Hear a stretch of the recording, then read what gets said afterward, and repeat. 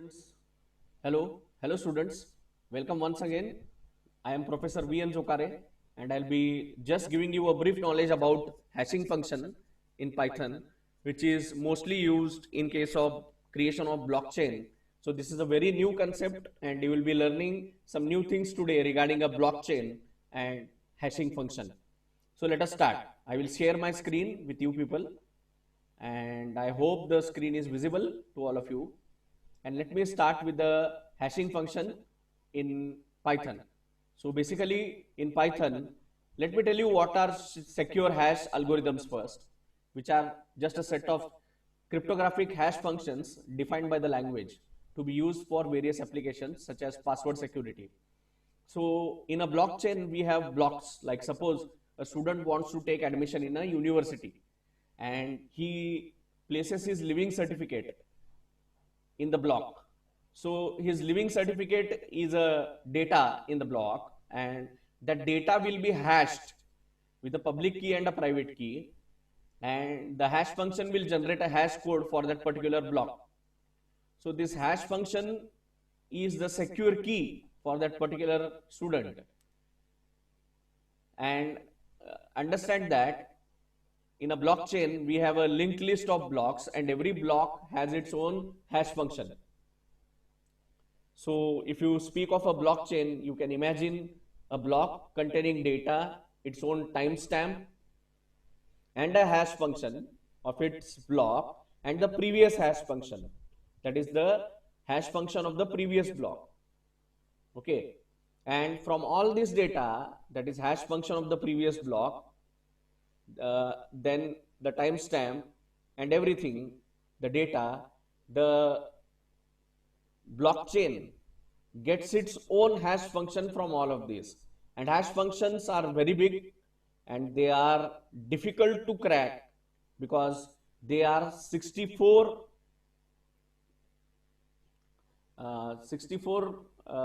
you can say 64 hexadecimal characters. So if you see the block size, they are around 64 hexadecimal characters, right, in the hash function. So you can see here, we can see a big hash function generated here, and this is of length 64. The block size is 64. 64 hexadecimal digit. One hexadecimal digit is 4 binary digits. So 64 into 4 will give you 256, and that's why it is called as SHA-256. It is a secure hash algorithm, understand, and it is 256 bits in size. Secure hash algorithm which is of the size 256 bits. So every hexadecimal digit or every hexadecimal character in this hash function is represented by 4 binary digits, and since there are 64 hexadecimal characters or hexadecimal digits in this hash code, we have 64 hexadecimal characters, hence 64 into 4 binary bits, you will get 256. And there are 32 blocks. There are 32 blocks, that is 32 bytes actually. 32 into 8 will give you around 256 again. So the byte size is 32 bytes. So you will get 32 bytes here and a 256 bit long hash code. So it will actually generate the hash code by using a Python library called as hashlib. So we can see here that there is a Python library which is called as hashlib. Hashlib will be having a method to encrypt or to generate a hash code by using SHA-256 function. So there is a function called SHA-256 which generates a hash code, but before generating it to the hash code, we have to use an encode function which converts the string into bytes to be acceptable by the hash function. So whenever we need to generate a hash function, first suppose I have a string and I want to code this string. So I want to say that my string is hello and I want to hide it. So hello is present in a block and I convert this hello into a hash code now by saying string.encode and I will pass it to SHA-256 algorithm inside the hash lib library of Python, and I will store it into result. And then what it will do is it will print the hexadecimal equivalent of SHA-256 by saying result dot hex digest. Now hex digest function will return the encoded data in hexadecimal format. So I am coding hello as this hexadecimal number that you are seeing here. So suppose if we run this code here, I run the code, and after running the code, you can see the output now. After some time when it connects, it is connecting here. So it is initializing now, and it is connected. So it will run the code, and once it runs the code, it has generated a hash code. And you can see the hash code is 64 hexadecimal bit or 64 hexadecimal characters are there inside the hash code. So the block size I have printed, the block size is 64 hexadecimal characters, and number of bytes are 32. So you generate a 256-bit hash code for any block which contains any data. So suppose I change the data now. Suppose I say that hello Vinay, or I change it to Vinay and generate a hash code. So if I just change the data inside my block, my hash code will change. Clear?